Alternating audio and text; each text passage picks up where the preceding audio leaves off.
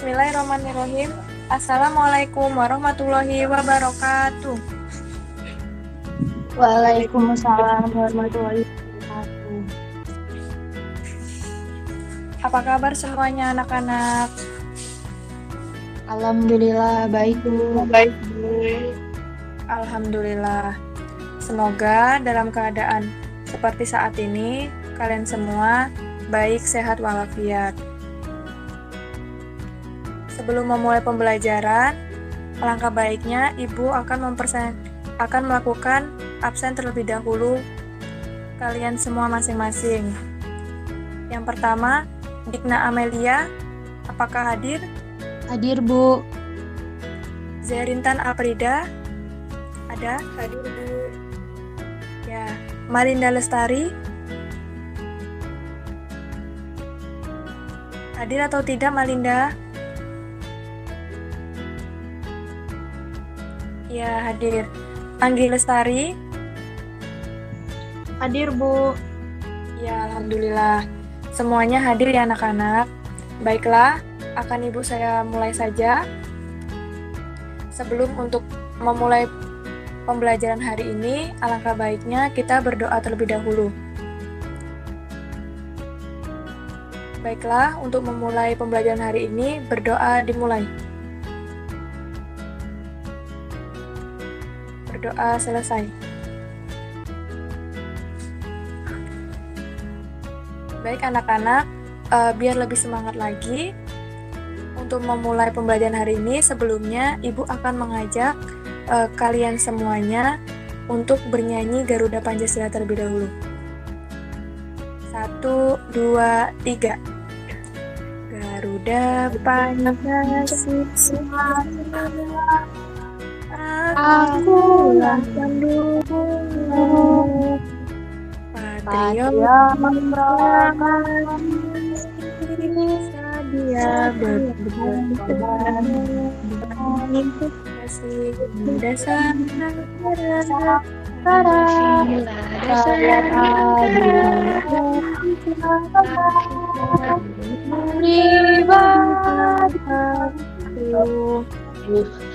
Ayo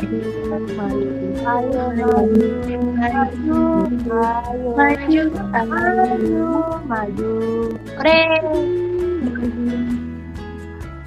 Baik, pinter semua sekarang. Nah, sekarang udah bernyanyi pasti udah semangat kan? Baiklah, di sini Ibu akan memulai materi pembelajaran kita hari ini. Sebelumnya, Ibu izin share screen terlebih dahulu ya. Ya Bu. Baik Ibu.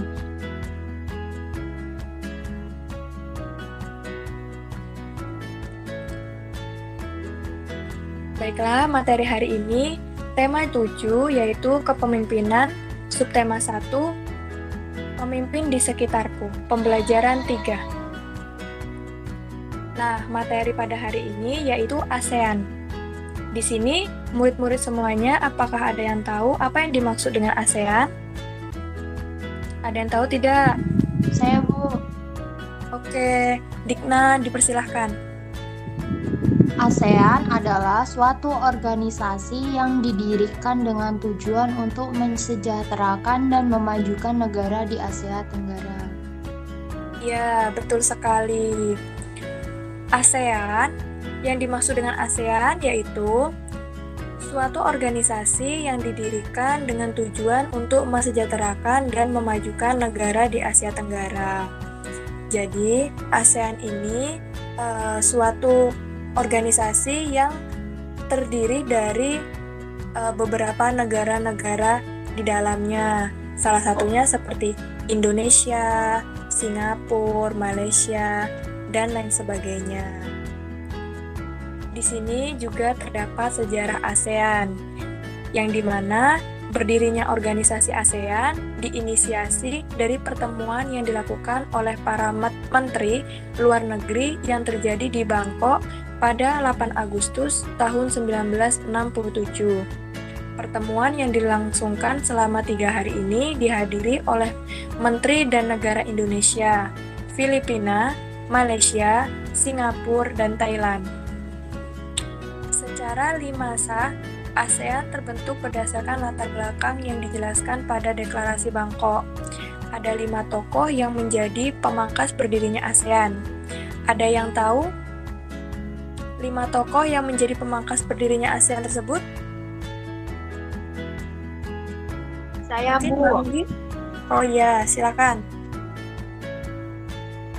5 tokoh pendiri ASEAN, yaitu yang pertama ada Adam Malik dari Indonesia, yang kedua ada Narcisco Ramos dari Filipina, yang ketiga ada Tun Abdul Razak dari Malaysia, yang keempat ada Sinnathamby Rajaratnam dari Singapura, dan yang terakhir ada Tanat Koman dari Thailand.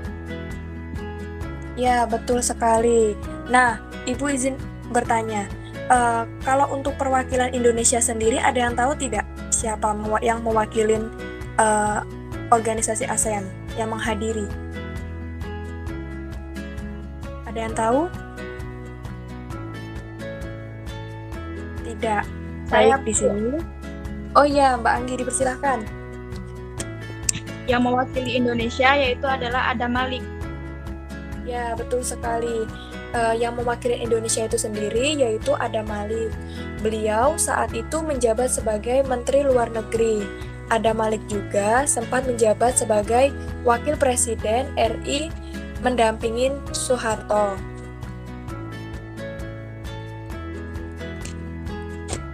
Terdapat latar belakang dan tujuan berdirinya ASEAN. Apakah ada yang bisa membantu menjelaskan latar belakang dan tujuan berdirinya ASEAN di sini? Saya, Bu. Ya, silakan Zerintan. Jadi, latar belakang dan tujuan berdirinya ASEAN ada 7. Yang pertama, mempercepat pertumbuhan ekonomi, kemajuan sosial, serta pengembangan kebudayaan di kawasan yang dapat dijangkau. Yang kedua, meningkatkan perdamaian dan stabilitas regional. Yang ketiga, meningkatkan kerjasama yang aktif dan saling membantu dalam masalah-masalah yang menjadi kepentingan bersama. Yang keempat, saling memberikan bantuan dalam bentuk sarana-sarana pelatihan dan penelitian. Yang kelima, bekerja secara lebih aktif agar bisa meningkatkan pemanfaatan pertanian dan industri. Yang keenam, memajukan pengkajian mengenai Asia Tenggara dengan lebih luas. Dan yang terakhir atau yang ketujuh adalah memelihara kerjasama yang erat dan berguna. Ya, betul sekali. Terima kasih Zerintan. Nah, baik, di sini Ibu akan menjelaskan kembali latar belakang dan tujuan berdirinya ASEAN. Sebelumnya kita tepuk tangan dulu untuk Zerintan. Latar belakang dan tujuan berdirinya ASEAN. Yang pertama, mempercepat pertumbuhan ekonomi, kemajuan sosial, serta pengembangan kebudayaan di kawasan yang dapat dijangkau. Yang kedua, meningkatkan perdamaian dan stabilitas regional. Yang ketiga, bertujuan untuk meningkatkan kerjasama yang aktif dan saling membantu dalam masalah-masalah yang menjadi kepentingan bersama. Yang keempat, saling memberikan bantuan dalam bentuk sarana-sarana pelatihan dan penelitian. Yang kelima, bekerja secara lebih aktif agar bisa meningkatkan pemanfaatan pertanian dan industri. Yang keenam, memajukan pengajian mengenai Asia Tenggara dengan lebih luas. Dan yang terakhir, memelihara kerjasama yang erat dan berguna. Nah, coba kita perhatikan bersama gambar peta-peta negara Asia Tenggara di bawah ini. Peta Asia Tenggara tersendiri, salah satunya anggotanya ada Laos, Vietnam, Thailand, Kamboja, Myanmar, Malaysia, dan sebagainya. Dapat dilihat di layar PPT yang Ibu sudah share ya. Nah, di dalam ASEAN ini terdapat bentuk kerjasama ASEAN, yang dimana kerjasama di antara negara-negara anggota ASEAN sangat beragam. Kerjasama itu dibentuk untuk mengatasi masalah serta menampung sekaligus mewujudkan keinginan negara-negara anggota ASEAN. Tujuan dari berbagai bentuk kerjasama itu sendiri terangkum dalam beberapa bidang.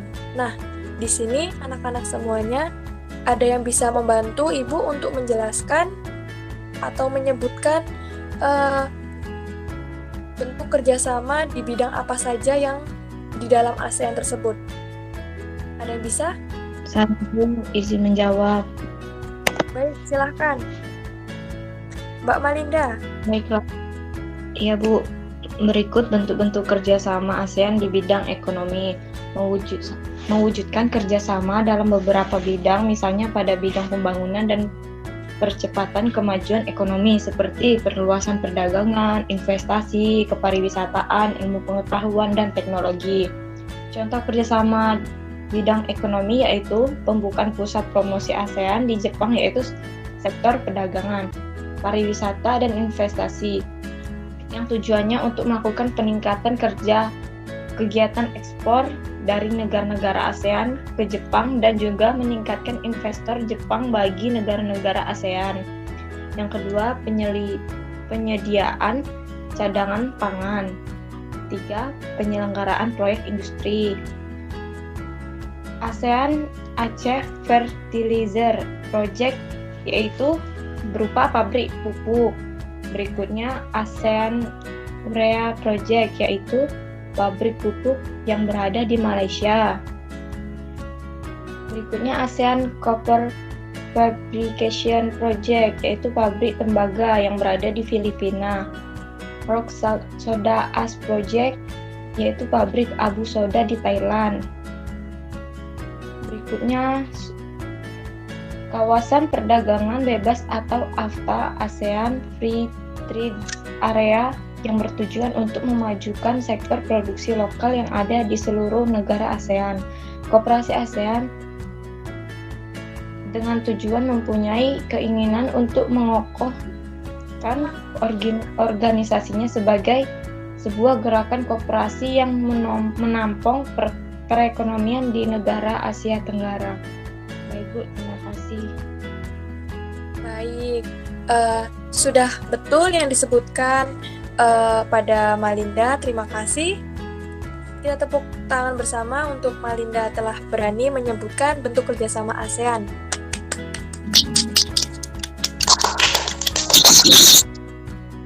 Di sini, Ibu akan menjelaskan kembali bentuk-bentuk apa saja yang termasuk bekerjasama di dalam ASEAN, yaitu yang pertama, kerjasama ASEAN di bidang sosial dan budaya. Di antaranya pencegahan narkoba dan mitigasi. Yang kedua, penanggulangan bencana alam. Yang ketiga, perlindungan terhadap anak. Yang keempat, menyeimbangkan kesejahteraan sosial. Bentuk kerjasama yang kedua yaitu kerjasama budaya antara ASEAN. Sebagai berikut, yang pertama, seperti pertukaran belajar antara anggota negara ASEAN. Yang kedua, memberantas buta huruf. Yang ketiga, pertukaran acara program televisi di ASEAN. Yang keempat, Kongres Pemuda yang memegang ASEAN. Yang terakhir, Festival Lagu. Untuk bentuk kerjasama ASEAN yang ketiga, yaitu di bidang politik dan keamanan, yang dimana kerjasama tersebut jika ada masalah di antara anggota ASEAN akan diselesaikan melalui meja perundingan.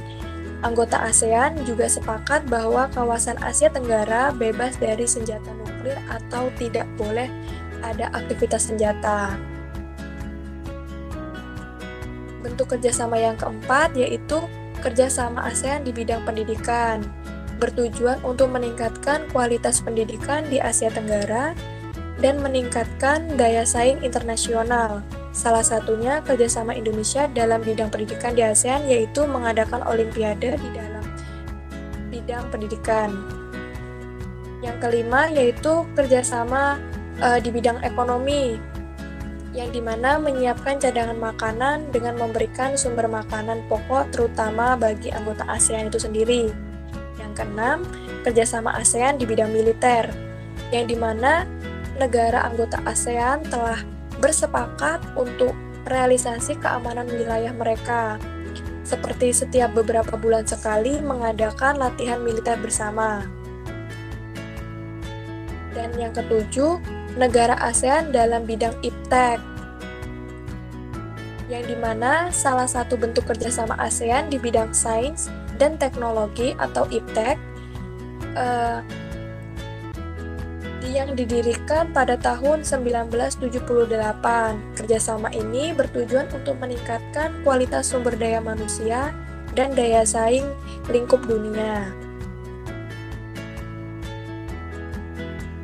Nah, mungkin itu saja yang dapat Ibu sampaikan di pertemuan kali ini. Apakah ada yang ingin dipertanyakan dari pemaparan materi dari Ibu tentang ASEAN? Cukup, Bu. Ya, cukup. Jika cukup, mungkin akan Ibu akhiri saja. Semoga materi kali hari ini bermanfaat untuk kita semua dan kita selalu dalam lindungan Allah Subhanahu wa taala. Amin. Baik, di sini akan Ibu tutup. Mari kita tutup pertemuan hari ini dengan melafazkan lafaz hamdalah bersama-sama.